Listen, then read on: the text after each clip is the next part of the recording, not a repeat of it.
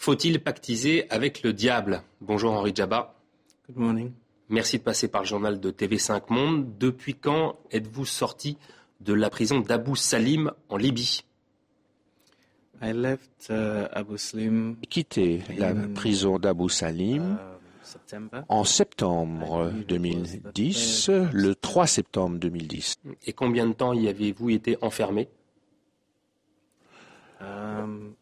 J'ai été enfermé pendant 5 mois et demi. Alors tout commence en 2009. Votre société Lakeland permet un investissement libyen dans 2 hôtels au Kenya. Puis en 2010, vous signez un contrat de fourniture. Not in Kenya, in Nigeria. C'était au Nigeria. Au Nigeria, pardon. Voilà. En 2010, vous signez un contrat de fourniture d'électricité au Tchad. C'est bon ça?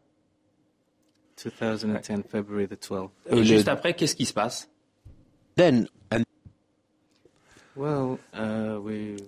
Je suis retourné avec mon associé en affaires libyen, Mohamed Tekri. Nous sommes retournés.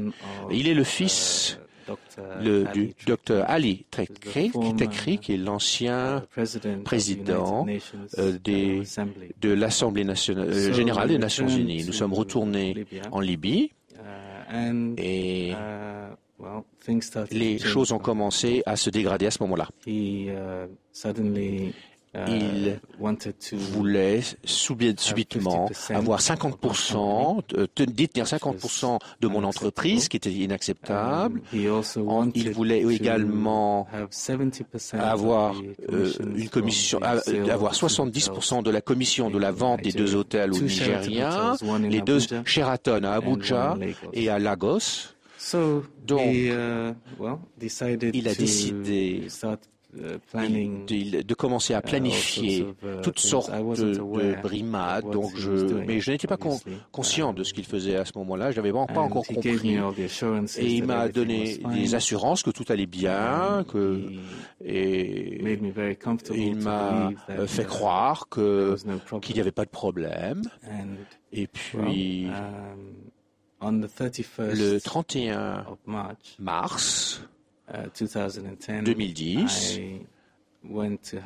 je suis allé déjeuner dans un restaurant chinois en Libye, et je suis allé dans une boutique tout près du restaurant. Et dès que je suis sorti de la boutique, j'étais accompagné d'une autre personne. J'étais avec ma fiancée à l'époque, une Française d'origine tunisienne.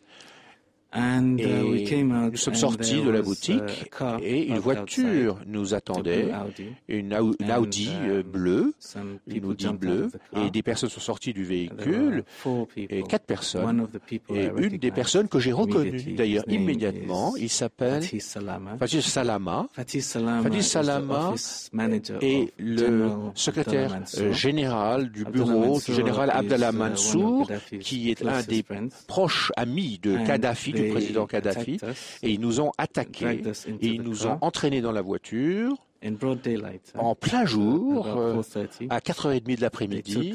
Ils nous ont emmenés au bureau d'Abdallah Mansour.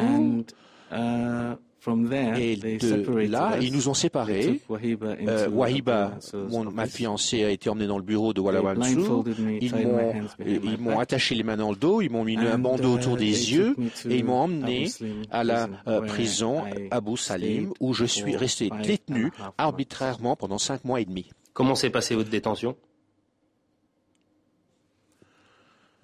Eh bien, il voulait que je signe une confession écrite en arabe, dans la langue arabe. Je ne parle pas, je ne comprends pas la langue arabe, donc j'ai refusé de signer ces papiers, et donc ils m'ont torturé très gravement et très péniblement et constamment. Alors votre famille était au courant, le consulat britannique l'était certainement aussi. Pourquoi est-ce qu'il n'y a pas eu d'intervention de la part des autorités britanniques?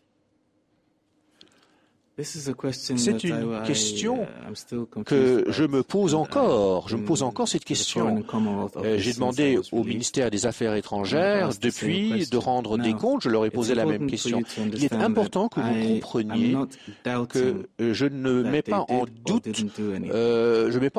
ce qu'a fait les autorités britanniques. Mais je leur ai dit, si vous étiez intervenu, ils ont sorti un communiqué de presse pour le grand public qui reconnaît que j'ai été kidnappé, j'ai été détenu arbitrairement pendant près de 6 mois. Ils le reconnaissent.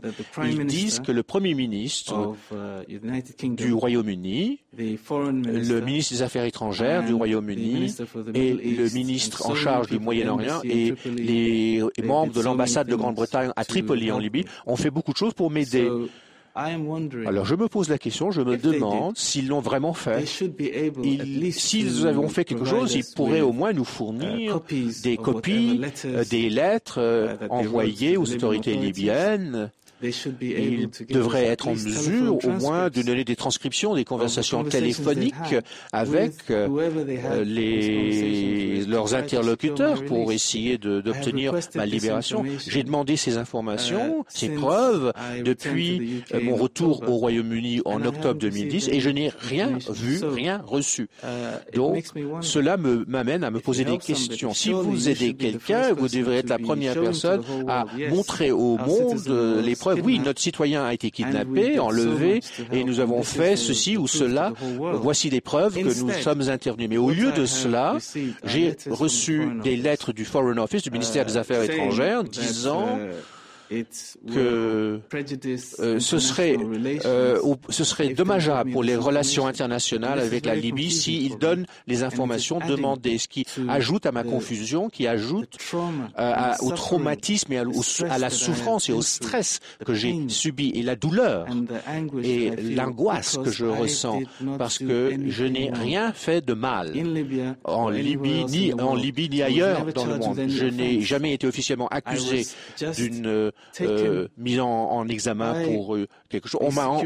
La sécurité m'a enlevé à cause de Mohamed Tekri et d'Al-Abba Mansour et les proches de Kadhafi. Monsieur Djaba, quel traumatisme gardez-vous?